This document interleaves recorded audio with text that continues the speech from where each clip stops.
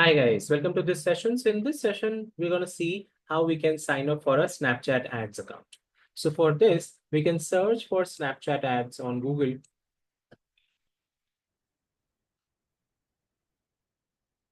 And we can come to their official website. This is their official website where you can open an account with them. As you can see over here.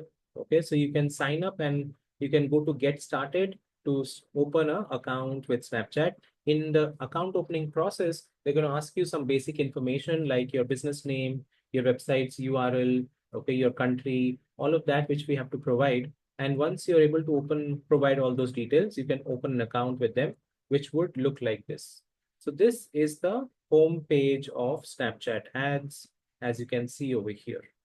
So this is what you will get. In this, again, you will also have to provide your payment details to activate the account, and then you will be able to run your ads on this platform. So this will be the process, guys, where you will be able to open a Snapchat ads platform, and then you can run campaigns from this platform.